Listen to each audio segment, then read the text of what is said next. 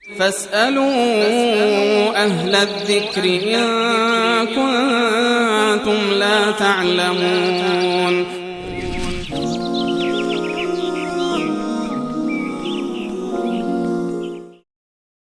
برادر یا خواهری چهارشماره اخیرشون 9450 پرسیدن که کسی به مذهب امام صاحب باشه، امام اعظم ابو حنیفه رضی الله تعالی عنه، که به پشت سر ملایی که مذهب شافعی داشته باشه میتونه نماز بخونه یا نه؟ این یک حکم قطعی و مسلم هست که تمام اهل سنت و الجماعت اینو قبول دارند که مذاهب اهل سنت و الجماعت این 4 مذهب هستند و هر 4 مذهبشون حق هستند. و در واقع پس بنابراین وقتی که همه معتقد از مذهب احناف، حنفی ها معتقد هستند، شافعی ها، مالکی ها، حنبلی ها هم بر حق هستند و همچنین بقیه مذاهب، یعنی هر یکی از این مذهب ها معتقد به این هستند بالاجماع که تمام مذاهب 4گانه اهل سنت و الجماعت به اسلام هیچ اشکالی ندارند و در دایره اسلام هستند و عمل بر احکامی که میگویند جایز است. تفاوتی که در میان مذاهب هست، اختلافی که در میان مذاهب اهل سنت و جماعت هست، این اختلاف فقط در حد اولا و عدم اولا هست، یعنی این کار رو انجام بدهی بهتر هست یا انجام ندهی بهتر هست. معروف ترین به اصطلاح اختلافی که در میان از نظر فقهی وجود دارد مثلا رفع یدین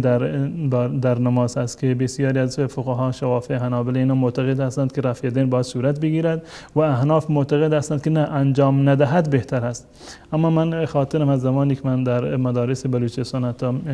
درس میخوندم در سال آخر که معروف است به دوره حدیث، استادمون میفرمودند که حد اقلش برای این که چون که در حدیث آمده شما باید یک بار عمل بکنید بر این حدیث، ولو اینکه مذهب ما نیست، ولو اینکه قول راجح نزد ما نیست، ولو اینکه از دیدگاه ما خلاف اولا هست، بهتر این است که رفع یدین نکنید، اما چون که در حدیث آمده یک مرتبه و چند مرتبه عمل بکنید، هیچ اشکال شرعی در این زمینه وجود نداره. پس بنابراین این اختلافاتی که در میان مذاهب اربعه وجود دارد، مذهب حنفی،